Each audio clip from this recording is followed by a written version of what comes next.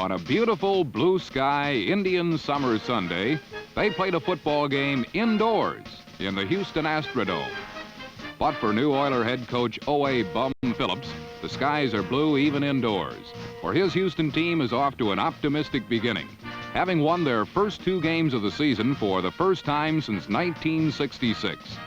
This promising beginning has Oiler fans and Bum Phillips ready to jump out of his boots. Several new faces on offense have added even more sparkle to the Oiler fortunes this year. The most noteworthy is #1 draft pick running back Don Hardiman from Texas A&I, who rushed for over 100 yards last week. But as a #1 draft pick, this was to be expected. What came as a surprise was that an unknown second-year runner, Ronnie Coleman, also went over 100 yards last week. And no 2 Oiler runners have done this since a couple of guys named Woody Campbell and Hoyle Granger turned the trick in 1967. The sky-high Oilers today face the Cincinnati Bengals, again contenders in the very competitive AFC Central Division, and certainly a threat to the Oilers' gaudy 2-0 start. And lest anyone forget the last time the Oilers started this well, they finished the season with a dismal 3-11 record. They've come a long way since then, and indeed their 7-7 record achieved last season was made largely possible because they beat Cincinnati 2 times in 1974.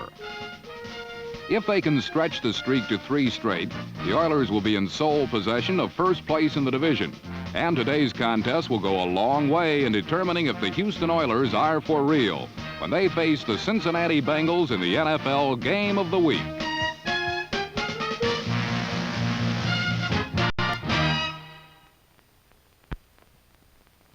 The Bengals have come up with a surprise runner, too, number 33, Stan Fritz, who picked up a quick 16 yards, carrying the ball 3 times on the first 4 Bengal plays. While Fritz nickeled and dimed, Ken Anderson came up with a couple of 2-bit passes to Chip Myers, and the Bengals were moving early. But from the Oiler 15, Houston cornerback Willie Germany made the big money play, intercepting Anderson's pass to Isaac Curtis.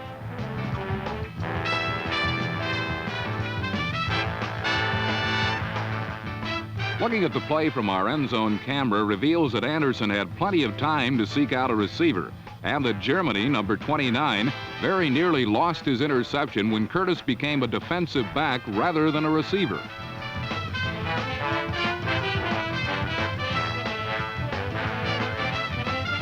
The Oiler defense appeared ready to continue its fine play this season, but the Houston offense was not yet pumping, as Super Rook Hardiman was stopped on a nice play by Lamar Parrish, number 20.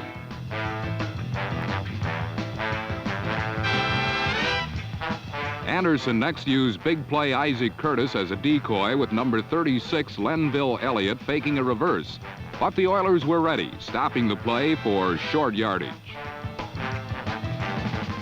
Several plays later, Anderson himself faked to Curtis on the reverse, then hit him with a screen. But again, the fired-up Oiler defense was ready.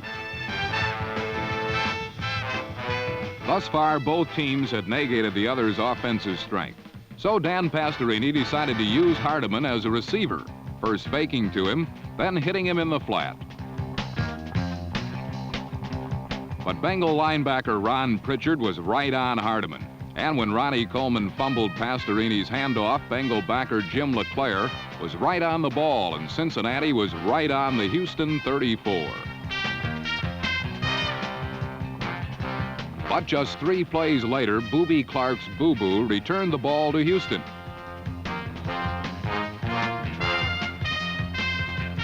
And so with neither team able to go to their big guns and 3 turnovers to go with it, it was not surprising that the first quarter ended in a 0-0 tie.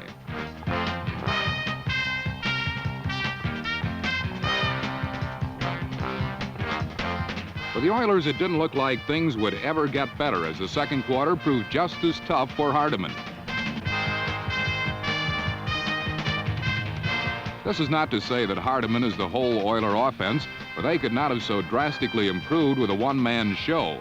But thus far in the game, Pastorini kept calling his number and coming up with a busy signal almost every time.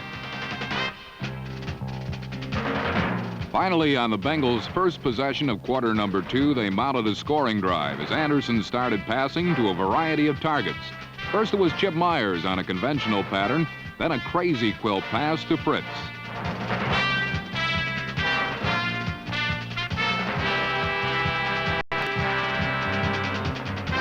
Looking at the play from ground level, we can see that Anderson nearly fell as he dropped back, then threw an ill-advised pass. It was nearly intercepted by Bob Brazil, who deflected the pass, setting up a great catch by Fritz, all for no gain.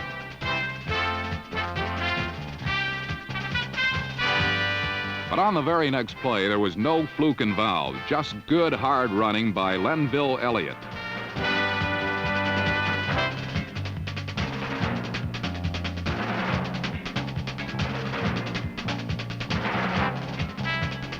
Elliott, the third different receiver on the drive, picked up 31 yards, and Bruce Coslett, the fourth receiver of the drive, got 15 more.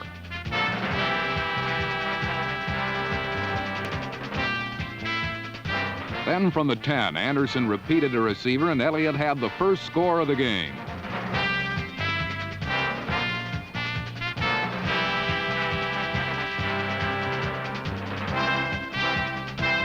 Looking at Elliott's score from a unique bird's-eye view reveals two reasons for the play's success. First, notice that Isaac Curtis went in motion left, causing the Oilers to rotate away from the intended area to be attacked. Then notice that there is no Oiler rush man within 5 yards of Anderson when he delivers the ball. Cincinnati led 7-0.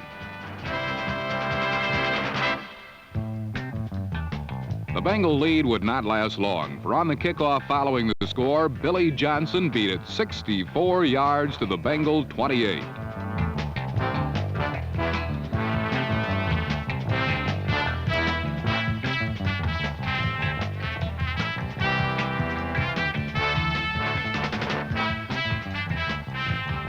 The Oilers, however, had a tough time scoring, and only did so with two huge breaks.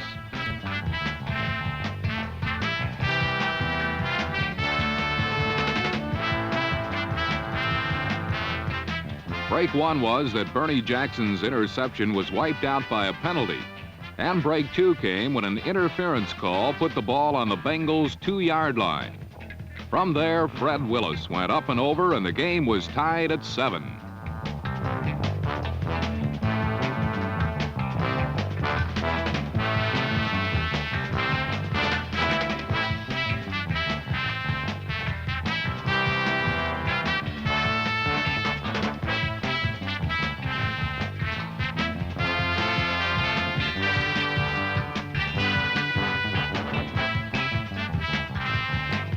On the Bengals' next series, Anderson had one pass spiked by a defensive lineman, then was spiked himself on 2 other plays.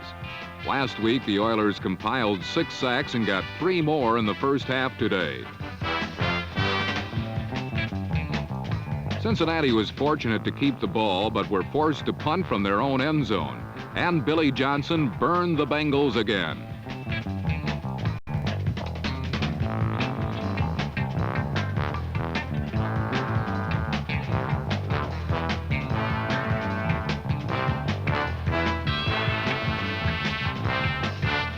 This time, a 30-yard return brought Houston to the Cincinnati 30.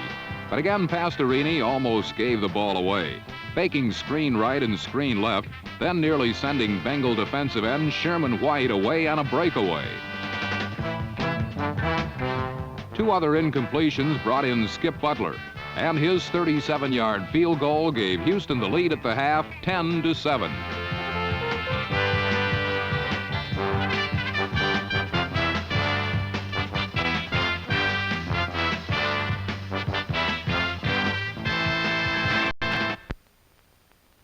With his Bengals trailing by 3 points at the start of the second half, head coach and general manager Paul Brown got a quick scare.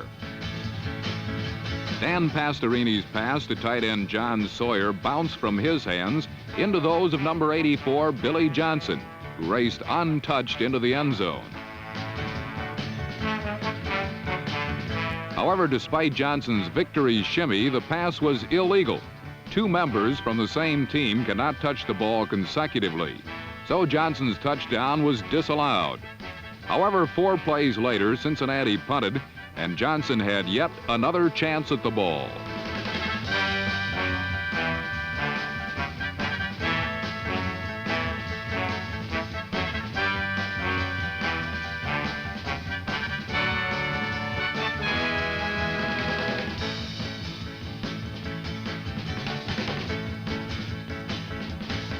"63 yards later, Billy Whiteshoes was in the end zone again.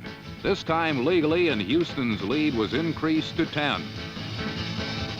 Another look at Johnson's long return reveals only one man had a clear shot at the ball carrier, rookie Chris Devlin, number 51. Although Penn State's pro linebackers rarely miss, Devlin did here, and Johnson was home free. Though Johnson broke all school records at Little Widener College in Pennsylvania, scouts felt it wasn't the proper background for the pros. This, combined with 5'9" size, couldn't keep Johnson from becoming a rookie sensation last season and a genuine triple threat with the ball. Houston 17, Cincinnati 7.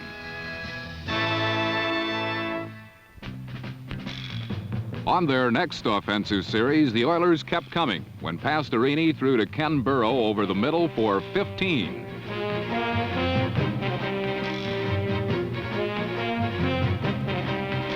Now threatening again on the Bengal 32, Pastorini, with excellent protection, threw to Sawyer, number 81, who was sandwiched and coughed up the ball to Cincinnati's Ken Riley.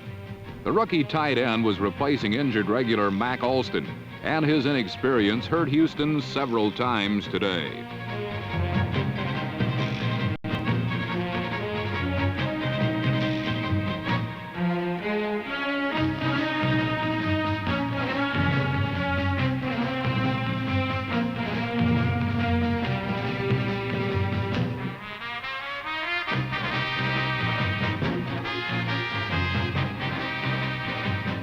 Riley's long return to the Bengal 44 not only had halted the Houston attack, but gave the Bengals position near midfield.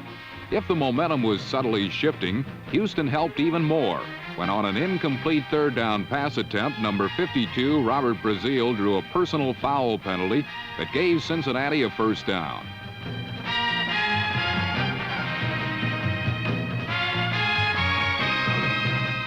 Cincinnati's Ken Anderson and Isaac Curtis were swift to take advantage of the second chance.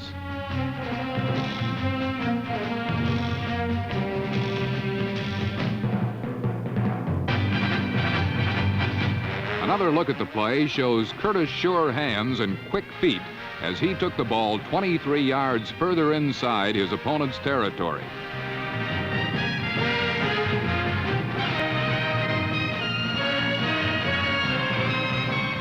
Two plays later, now in quarter 4, Ken Anderson burned a Ted Washington blitz by lofting the ball to Stan Fritz all alone near the goal line. Fritz, a highly prized rookie from North Carolina State, brought his team to within 3 points of Houston, 17-14.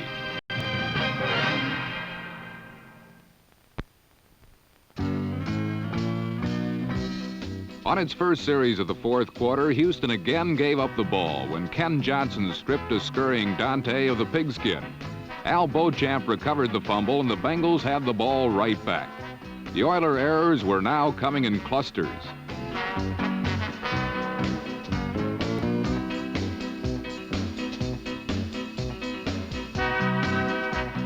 On Cincinnati's first series in the final period, Anderson managed to hit Chip Myers over the middle for substantial yardage.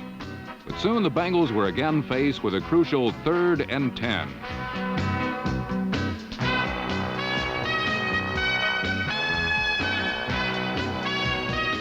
It appeared to be unsuccessful, but defensive holding by Houston negated that, and 3 plays later, Isaac Curtis did his specialty.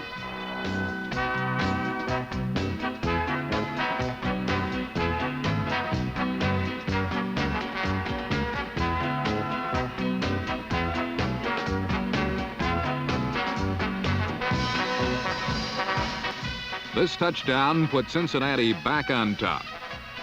Curtis is the prototype of the money ball player. His finest performances are invariably against the three teams in the Bengals division. Isaac Curtis is the most dangerous receiver in the game today.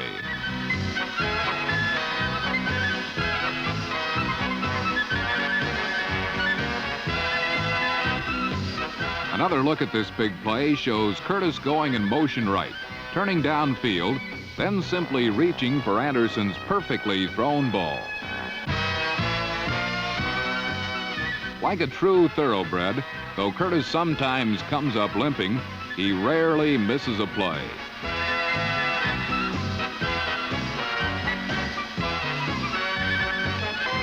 Houston had seen their 10-point lead disappear in the space of 6 minutes, and they were determined to get the points back.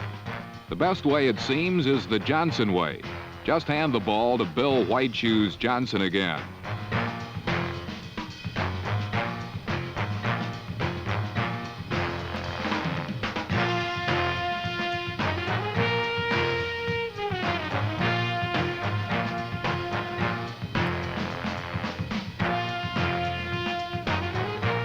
Soon after Johnson was forced out of bounds, Pastorini cranked up and threw the big one.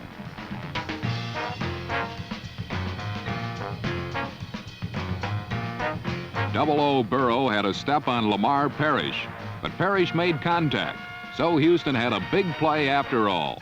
A pass interference penalty that placed them at the Bengals' 1-yard line.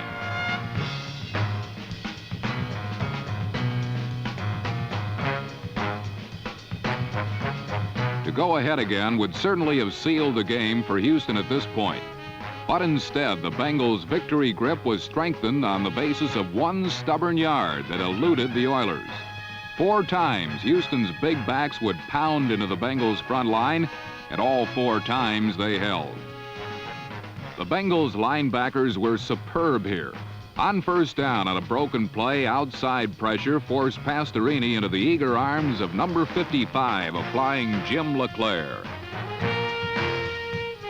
Second down, and now 2 yards to go, and this time from the right side, number 53, Bo Harris made the play.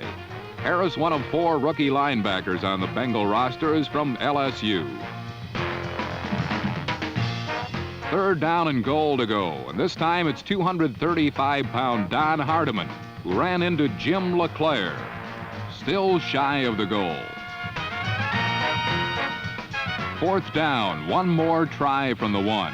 Fred Willis and Jim LeClaire met at the line, and though Willis placed the ball over, Cincinnati had held. It was a magnificent effort by the Bengal defense, who many feel have never recovered from the loss of Bill Berge by trade. But on this day in Houston, Jim LeClaire went a long way in taking up the considerable slack. LeClaire spent 2 years on the Cincinnati bomb squad before taking over for Berge. It was proper training for a crucial position.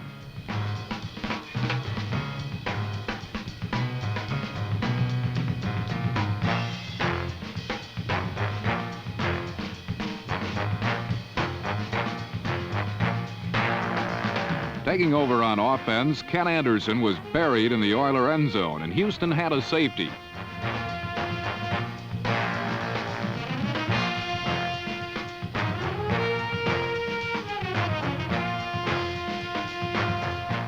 Houston only trailed now by 2 points and had possession of the football. But not for long. On the first play after the free kick, Dan Pastorini tried for Billy Parks. But Ken Riley, a constant nemesis today, intercepted, and the Bengals again had the ball on an Oiler turnover.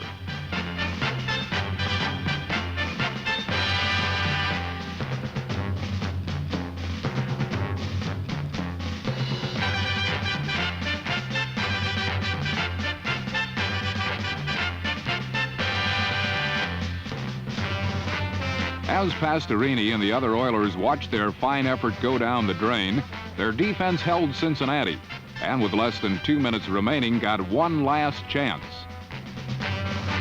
This time, Dante fired the ball over the middle, where Kenny Burrow made a fine catch for 20 yards. But Houston's next and last play was a real bummer. For Pastorini underthrew his man, and Lyle Blackwood came up with the interception that sealed the Bengal victory.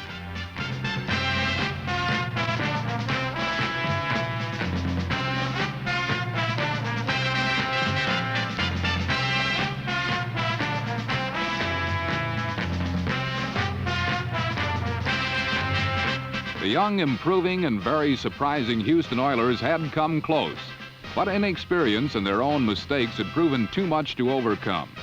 In comparison, Paul Brown's Bengals never panicked when they fell behind, and their poise won out. Cincinnati remains unbeaten and now is sole possessor of first place in the AFC rugged Central Division. It now appears this may be the year the Bengals will roar all the way to the Super Bowl.